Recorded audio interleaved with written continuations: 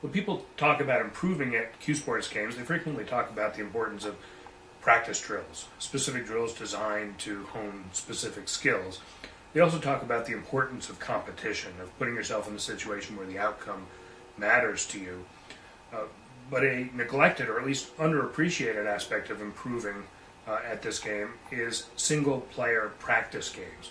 There's a number of reasons single-player practice games are useful and beneficial.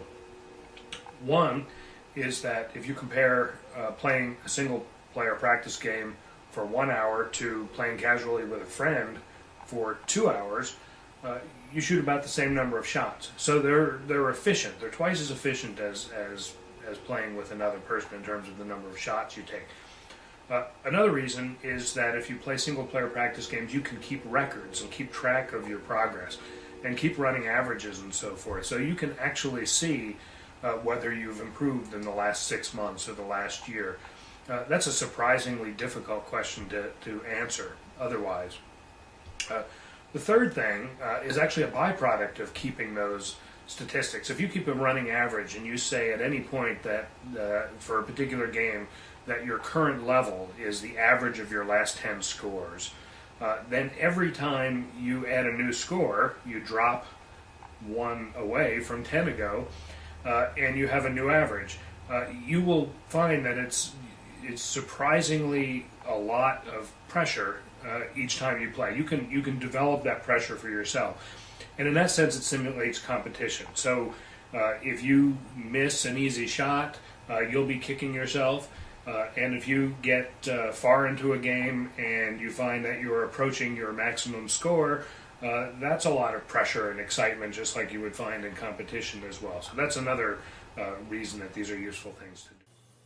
Wouldn't it be nice to have some sort of drill or practice game that you could do on your own and get a score and see where you fit relative to other players? I'd like to introduce you to a single-player practice game called Fargo. And like other single-player practice games such as Equal Offense or Hopkins Q-Skill or Billiards, Fargo consists of 10 innings or frames. The maximum score in each inning is 30, so the maximum score per game is 300. And the basic idea is this. You start with an open break, like an 8-ball. Then you spot any balls that go in on the break, and you start with cue ball in hand, any place on the table. In the first phase of each inning, called the random phase, you hit in balls like in straight pool, in absolutely any order, and you get 1 point per ball.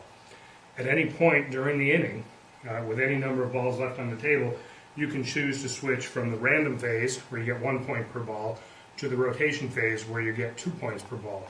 Once you switch to the rotation phase, you can't go back, and you just have to hit in the remaining balls in rotation order. So if you're playing by yourself, you would put a coin on the rail. When the coin is heads up, you're in the random phase. Then when you want to switch to the rotation phase, you switch the coin to tails up. I'll use this block of wood here. When I'm in the random phase, I'll put it like that. When I'm in the rotation phase, I'll put it like that. So let me just run through an inning or so to give you an idea of what the game looks like. There's no penalty for a scratch on the break, so you may as well just hit them hard. And if any ball goes in on the break, you would spot it.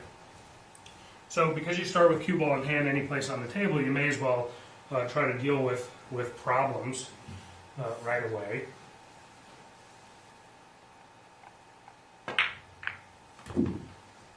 So I'll just hit in some balls. I don't like that 2-3 cluster there.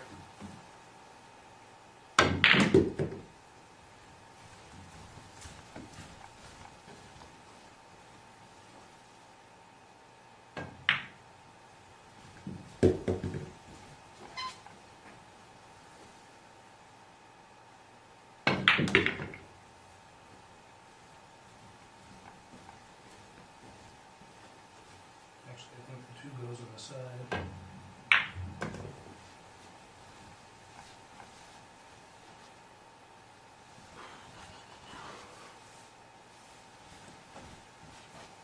So it's a call shot game, so I'll call that 2 on the side.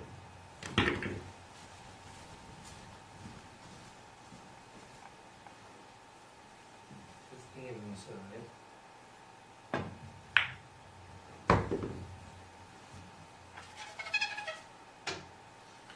Okay, this is not the prettiest and most strategic inning.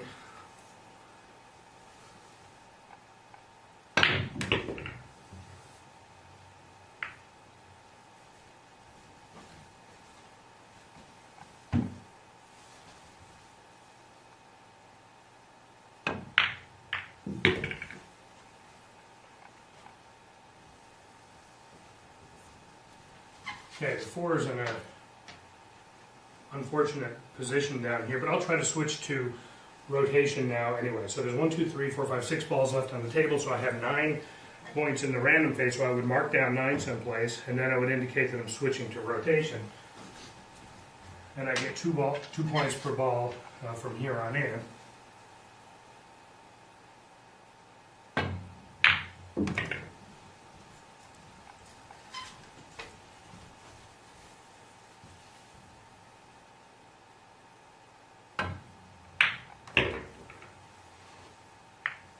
Lucky dog.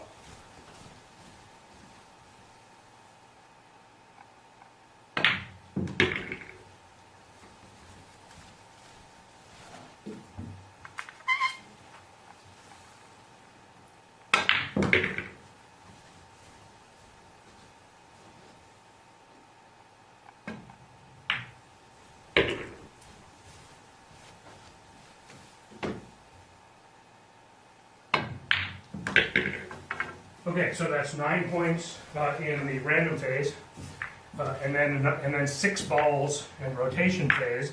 So that's 12 points in the rotation phase. So that's 12 plus 9 is 21 points for the inning. There's a rating system that's been developed for Fargo. To see where you fit on this scheme, you really have to play about 10 full games and average the results. But one of the really unique features of Fargo as a single-player practice game is that it really does just as good a job separating, say, Shane Van Boning from a lesser pro as it does separating a average league player from a lesser league player. And the reason for that is that the game is progressive in nature. That is, a better player can choose to switch to rotation earlier and thus make it effectively a harder game for better players. And this is not the case for most practice games, which if they're challenging for a league player would be a piece of cake for a pro, or if they're challenging for a pro would be just way too difficult for an average player. The official rules to Fargo can be found at the following website, www.pro9.co.uk. Fargo was invented by me in 1999. The official rules to Fargo were written by Ron Shepard. The rating system was proposed by Ed Mercer, who ran playpool.com at the time and actually ran several online Fargo tournaments. There were articles written about Fargo by Bob Jewett and by Tom Simpson, and there are several discussions in the Rec Sport Billiard news group from that time frame about various strategies. When people talk about improving at Q Sports games, they frequently talk about the importance of practice drills, specific drills designed to hone specific skills. They also talk about the importance of competition, of putting yourself in a situation where the outcome matters to you. But a neglected, or at least underappreciated aspect of improving at this game is single-player practice games. There's a number of reasons single-player practice games are useful and beneficial.